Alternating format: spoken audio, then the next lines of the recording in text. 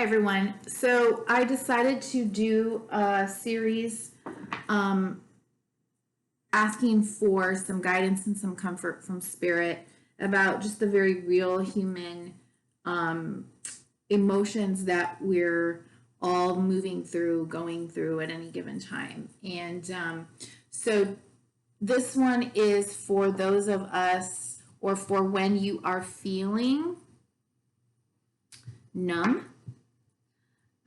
For some people, that's hard to discern the difference between feeling calm and feeling numb. When you're calm, there is a feeling of peace, of trust, of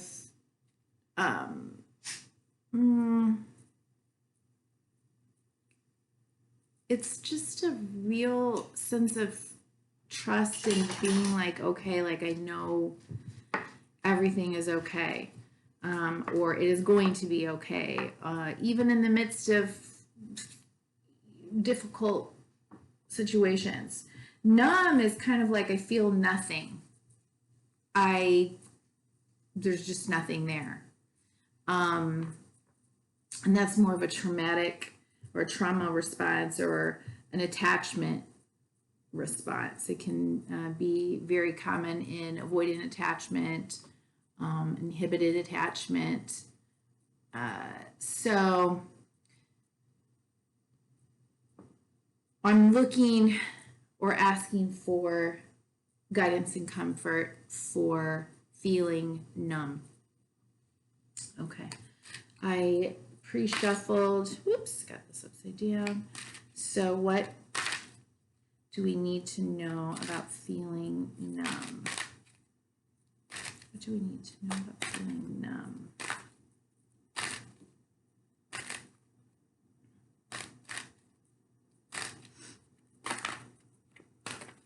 During this time. Ooh. Y'all wanted to go, but that one was okay. So that is the bottom of the deck is the card of grief, and maybe staying a little bit too long in that grieving space, depression. And so that's the bottom of the deck. You know, where this figure is focusing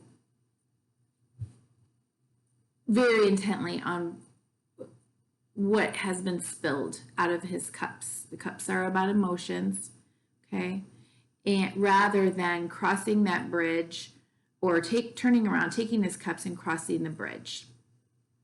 Okay, so that's kind of the underlying energy, if you will. It is also the 5, and 5s are about changes, and with changes come challenges. So very interesting. We're really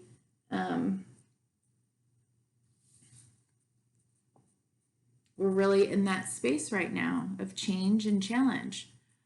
And so we have another 5 here, which is very interesting. So I think the situation here is one of when we're feeling numb, it can be about more of an internal conflict. This is happening. I don't want it to happen. Why don't I want it to happen? There's nothing I can do. You know, there's this sense there's nothing I can do. So I just won't acknowledge any of it. It doesn't matter.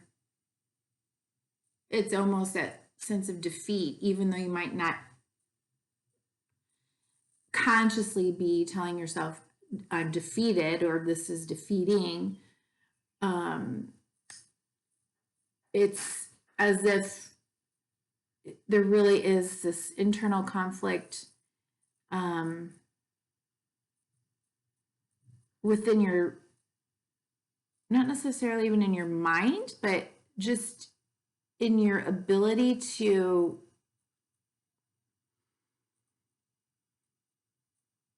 be present with the grief, with the change, with the chaos.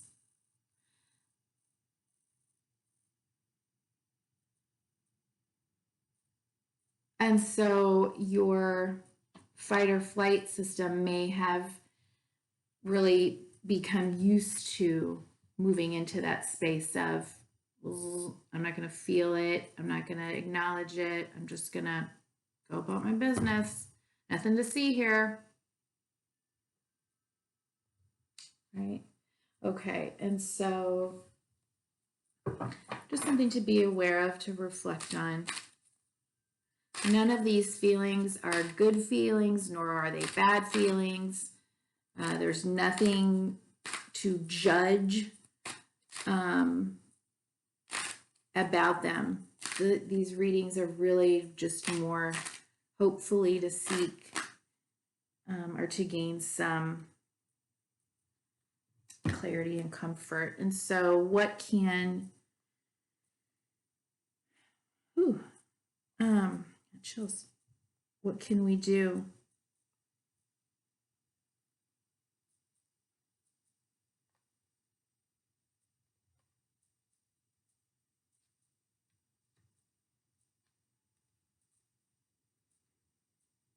I think rather than detach, rather than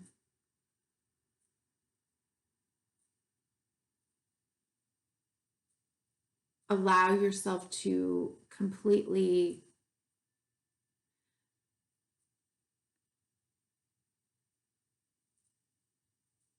disallow any feelings to come in, I think Spirit is asking you to look at this as an opportunity. At the bottom of the deck, again, we have another 5, but this is from the Major Arcana. This is the Hierophant. It's the spiritual,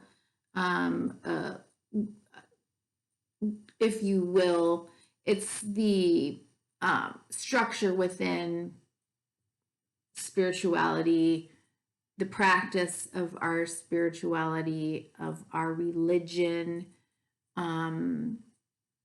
It's how human beings have tried to make sense out of things for which we have no real answers. The mystery, and we've put it into like some sort of a form that we can maybe gain comfort from. That's at the bottom of the deck. And again, it's 5, so is this, challenging those structures, that faith, or what we have been taught about good versus evil, and leaning on our faith. That's at the bottom of the deck. Okay, so it's like an overall energy in kind of what to do right here. So it may be an opportunity here that is being handed to you by Spirit to create something, maybe something new in your spiritual practice.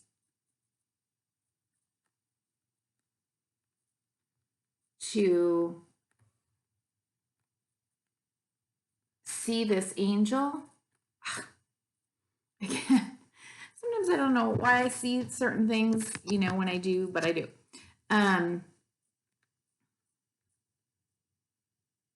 It's like the Red Cross, right? This angel coming to resurrect and help these people, or that which has died, maybe that which has kind of is trying to numb out in you. This is an opportunity to maybe move back into a spiritual practice or a different type of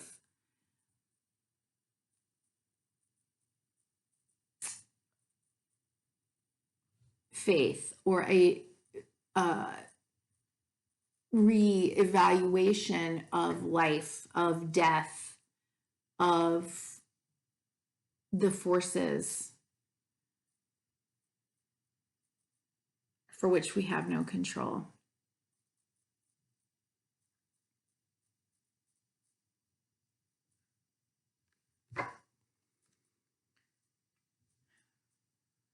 It's 22, so it is kind of a choice here, you know.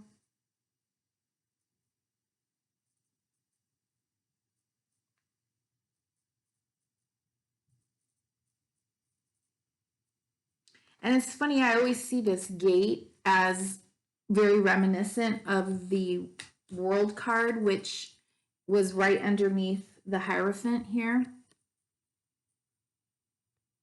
See the world? So yeah, maybe there is an ending to sort of all that we've known before and have had faith in. And now we have a new opportunity to move through that gate, or we've come through that gate and now there's a new opportunity. I mean, it's, you know, kind of up to you how you want to look at it. But the angel is here lifting up the people. There's rejoicing here. So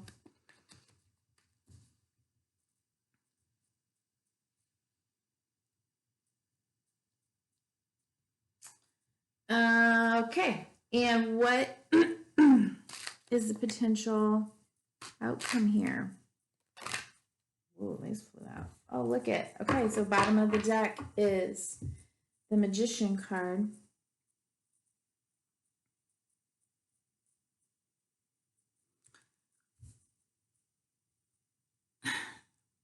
Essentially, the Magician knows and that it has at its disposal every single element that it needs.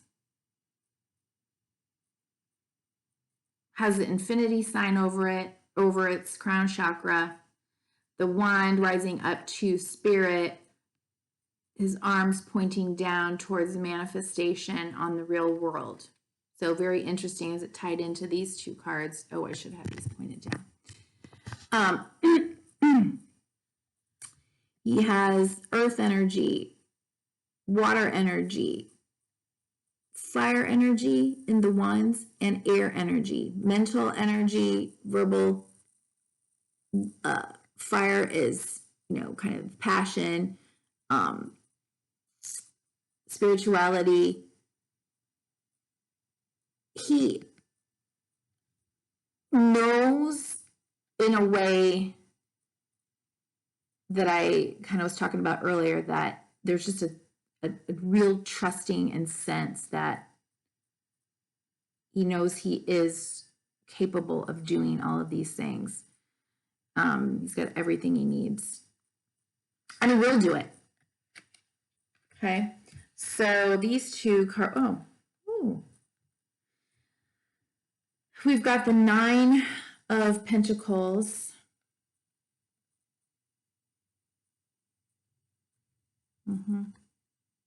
With the Four of Cups. Again, an offering from Spirit to take this cup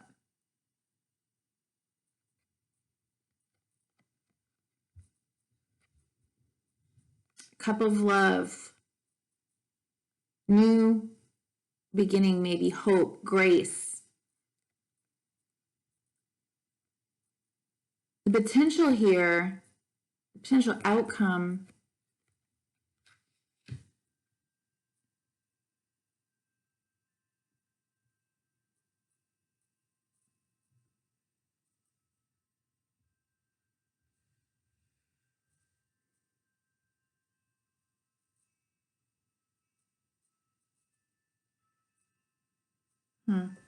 So the Nine of Pentacles is a very independent person who, again, trusts in life. Like her falcon here, right, is hooded, and she's covered in the robe of Venus, so abundance. and she's in her vineyard, I guess that a vineyard. She has tended her garden.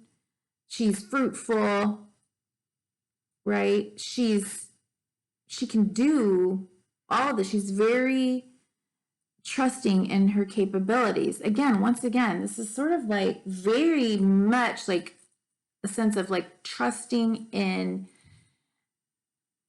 the capability to create whatever it is that you need to create. And it's a trust, it's a trusting.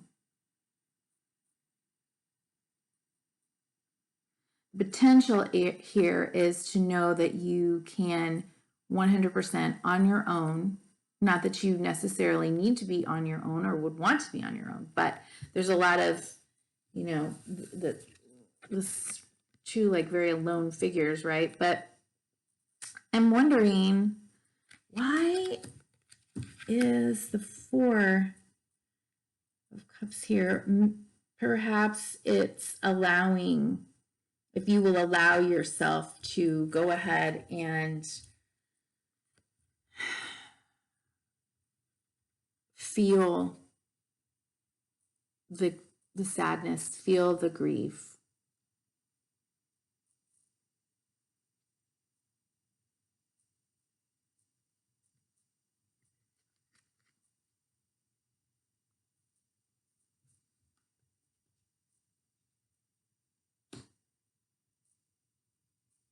I need a clarifier. I just...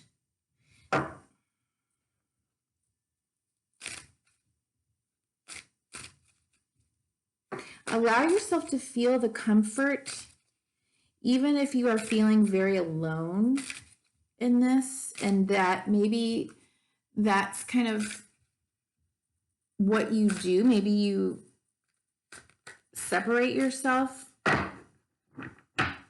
from others when you feel grief or sadness or overwhelm or whatever it is that you're feeling that you need to shut down, and you potentially you also withdraw.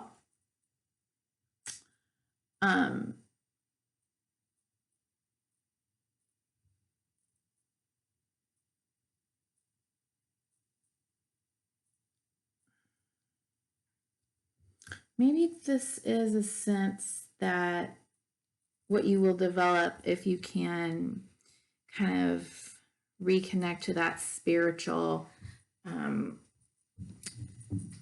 hopeful side of you, that you will regain a trust and you will sense and feel the love being offered to you by spirit, even as you allow yourself to feel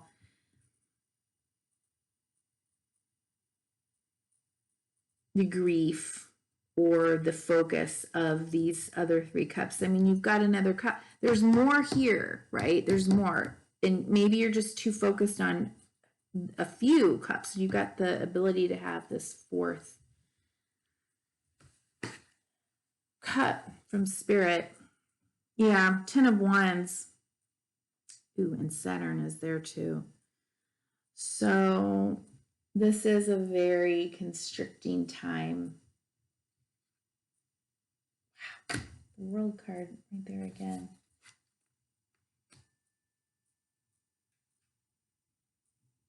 You can decide how you want to drive this time in your life. And I know that, or it looks to me that you are feeling almost like the weight, the heaviness of all of this. It's like all on you. You're all alone. And I really think that this is a time for you to go within and seek the comfort of your spirituality, and if you are feeling betrayed by your past religious experiences, and I'm not saying that you are, I'm just saying if you are, if there's anyone out there that is, that there is a difference between that real true connection to God or spirit, and the spirituality, the practice of spirituality is very different than religion and that intermediary there. And so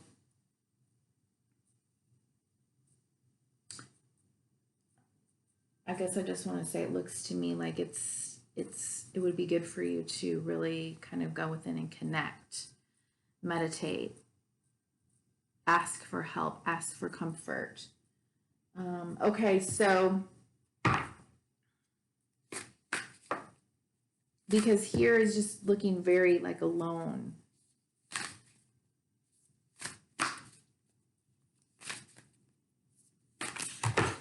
Well, that wasn't good. All right, let me pause that for a second. Okay, I don't know what I did, but 1,000 of the cards went flying. I don't want to do that. Okay, this is from the Spirit Animal Oracle by Colette Baron Reed. Really pretty cards. And so let's get a message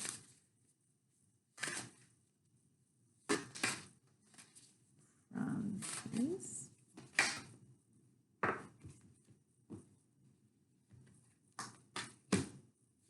Ooh, nice. Okay. Panther Spirit, reclaim your power. Bear, brown bear, take time out. The bottom of the deck, Panther Spirit, reclaim your power. Yeah, 44.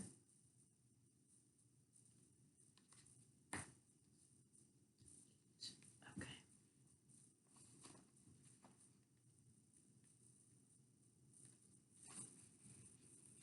It takes courage to face challenges, and right now, Panther Spirit is here to say that you are braver than you think. Now is the time to take a risk and step into a different aspect of your being.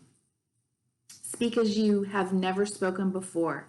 Act as you have always dreamed. You might have the courage to act.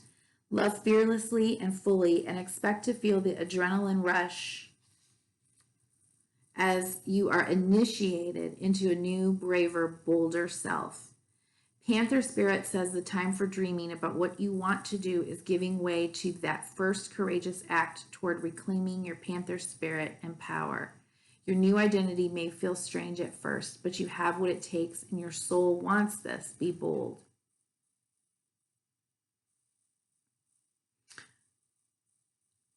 I'm going to go ahead and read a little bit more of this. Are you feeling shaky because you have made a bold move and have not yet seen confirmation that everything is going to work out?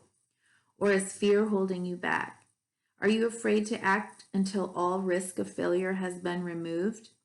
The moment when there is no risk whatsoever will never come. So follow the urging of your Panther Spirit within and look your fear in the eye. Have you ever heard the famous line, the only thing we have to fear is fear itself? And trust, connect to the power that you have with God, spirit, the cosmos, whatever you call that, higher being, consciousness. Okay. Let's get a card from the Keepers of the Light. So we have Ascended Masters, we have spiritual teachers, enlightened beings, angels of the light in this deck. So let's get a message for you.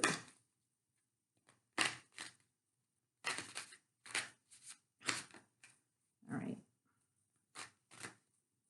Okay, take one from the bottom. You got it. Magic is manifesting. Your dreams, visions, and goals are becoming reality. Stay focused.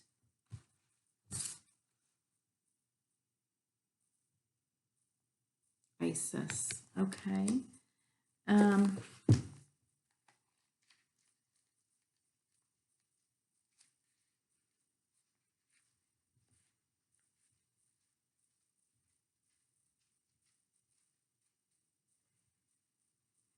Isis is a strong, smart, and focused Egyptian winged goddess. According to legend, she was able to move from darkness to light and between the underworld, heaven, and earth. For that reason, whenever she comes to us, she will help us move from the hell of our own fear into the heaven of our own love. She was also able to revive her lover Osiris from the dead. Whoa, that's an interesting connection to this. And this powerful allegorical story shows how she can help us revive an aspect of our life or a dream that we may have killed off with fear or lack of self-belief. With her magical abilities, Isis will guide us to bring our dreams into reality.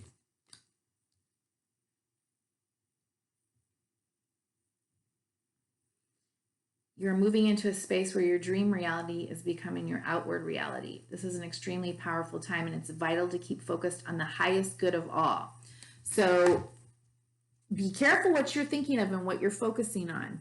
Okay, remember the cards that I drew earlier. You can go back and rewatch this, and also watch if any of the other videos I'm doing on some of the other emotions to get more clarity if you want. And then finally we'll get a postcard from Spirit, also by Colette Baron Reed.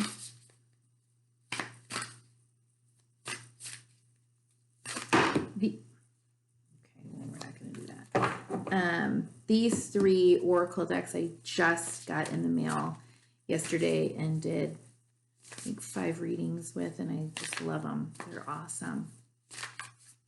And this is one way, actually, for you to start connecting, is to order an oracle deck. There's nothing inherently magic about the decks themselves. It's about allowing yourself to connect to synchronicities and to, the collective unconscious and to spirit,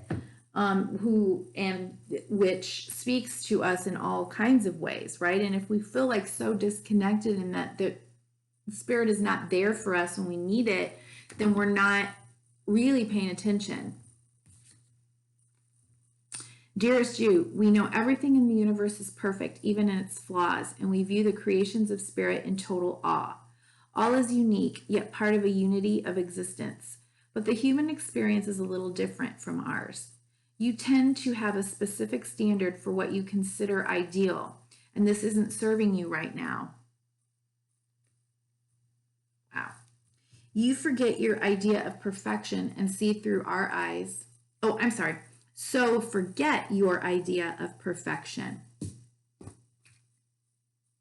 and see through our eyes, allowing things to be as they are without judgment. I said earlier, don't wait until a perfect moment or mood to start something. Instead, enter life with all its flawsomeness. You are exactly where you're supposed to be. Let others be who they are too. Imperfect and human, complex or simple, it doesn't matter. There is always something to discover, experience, and love. When you drop the need for an ideal, you uncover the real treasure, which will be far more interesting and valuable. Loving you like crazy. You are magic. So beautiful. Okay, honey, be you. Be where you are. Allow yourself to experience and connect to your emotions, even if it is a more intellectualized process for you. It's okay, because we're all going through this, and we need you. We need you to go through it. We need you to acknowledge it. We all are connected, and we're needing to be very human in our experience, as well as to recognize our power to connect and work with the spiritual and the divine. This may be a new opportunity for you. Okay. Wishing you well. Thank you.